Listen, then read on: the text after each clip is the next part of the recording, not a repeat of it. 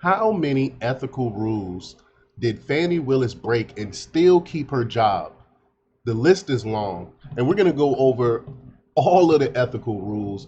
It is unfathomable that someone can be this corrupt and still keep their job. And the reason why the judge is not dismissing her is because no one else wants this job. They know this is bullcrap, and this is the only person they can find to prosecute him over this bullcrap. And that's what this is all about. So he can't get rid of her because no one else would do this job.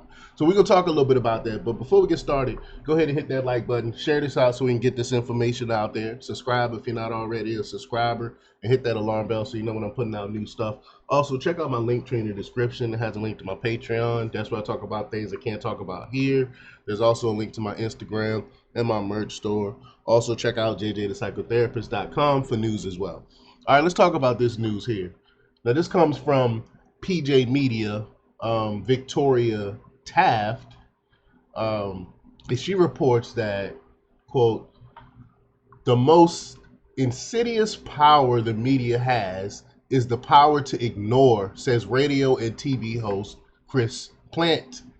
Is it Plant or Plante? I'm not really familiar with this individual. But though viewer and readership rates have plummeted, it's still true that if corporate media don't report a story or choose to elide certain facts, millions of Americans will never know.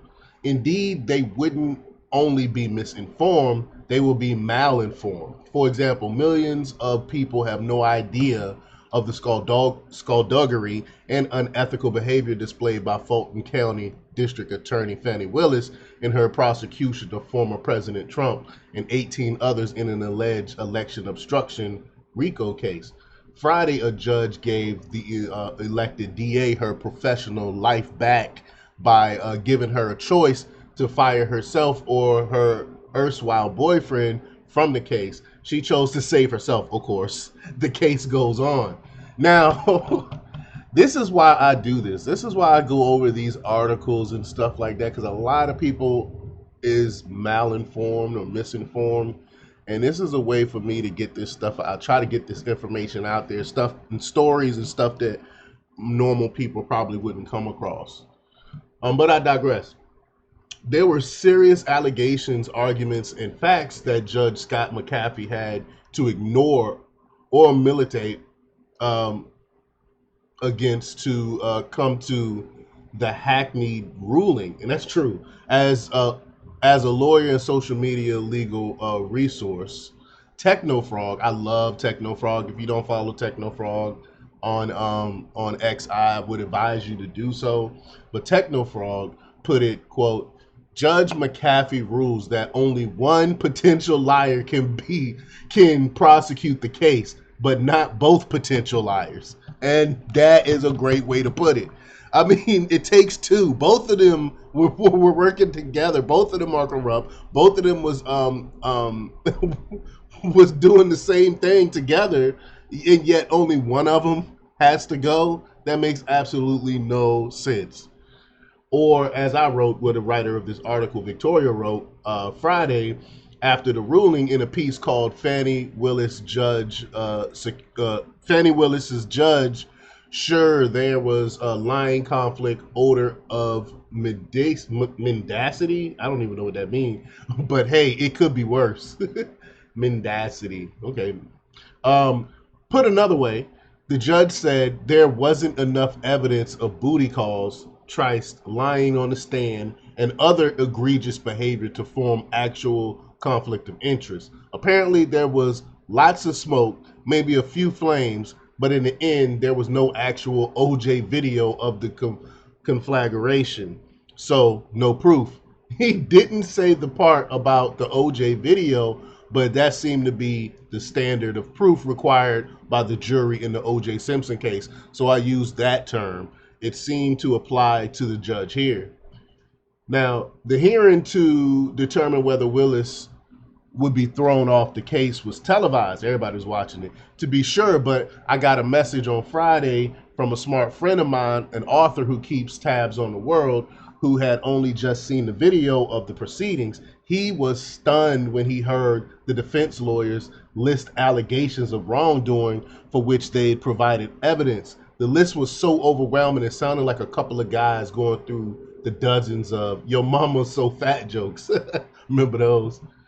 Hey, it gets worse. And so, in no particular order, here's a bill of particulars by the defense against Fani Willis and her now former very special prosecutor, Nathan Wade. Tell me if you don't think this reads like your DA so crooked version of the dozens. So let's check it out. Here we go. All right. This is funny how we got this written. Fani Willis is so crooked she ignored her prosecutor's oath to act impartially out of political ambition. Fani Willis is so crooked she broke her oath not to take any money beyond her salary. Fani Willis is so crooked her affair with her very special prosecutor is a conflict of interest, starting her affair with the original sin, leading to them to perpetuate and conceal their relationship. Fani Willis is so crooked she got her office to lie for her about her affair. Remember when she threatened people? Fani Willis's church speech was meant to inject alleged racism, quote, to deflect against her own misconduct. I mean, that was despicable, and I can't believe a pastor actually let her in the pulpit, allowed her in the pulpit to lie. What kind of church is that? But I digress. Fani's very special prosecutor lied in his divorce documents and to the court about the nature of their relationship. I mean, that right there should have them disbarred, lying to the court like that under oath. Fani and her very special prosecutor's Biden White House meeting and communications are believed to be legal strategy sessions and coordination and haven't been fully explained. She met with Vice President Harris and a whole bunch of people in Biden's administration. They were definitely coordinated something. Fani is so crooked she filed a protective order against a very special prosecutor's wife in his divorce case. Fani is so crooked her office put people on the stand they knew would lie. Fani is so crooked she broke the local ordinance about receiving gifts from contractors. She's broke the federal bribery statute by receiving gifts of more than $5,000. Fani's office is so crooked they never provided evidence to the contrary about the boss's, quote, invisible magic cash balancing theory. Remember when she said she had all this cash in the safe? Fani wrote a book using secret grand jury testimony, documents, and recordings upon which she based her book, but denied a defense motion to see them. Fani failed to disclose the gifts from her very special prosecutor as the law requires. Fani lied on her disclosure forms to the county and state to evade detection of her affair. I mean, look at all this stuff. Fani never got required county approval to name her boyfriend to the case. Fani, very special prosecutor, got on the stand and lied about lying in his interrogatories about his divorce. I can't say that word. Fani and her office did nothing to correct obviously perjured testimony. Fani violated her obligation as a prosecutor to serve her personal interests.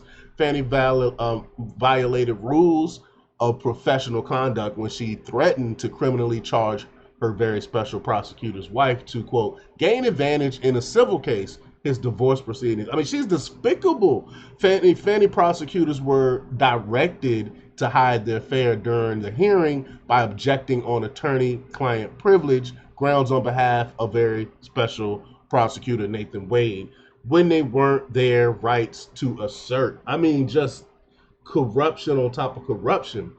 One sly commentator noted on my piece, now this is the writer here, on my piece yesterday, the case against Fani was stronger than the one she had against Trump. And that's true. That is so true.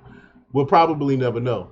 But let me know what you think about this. Do you think this is right that Fani Willis gets to stay on the case? Do you think both of them should have been fired?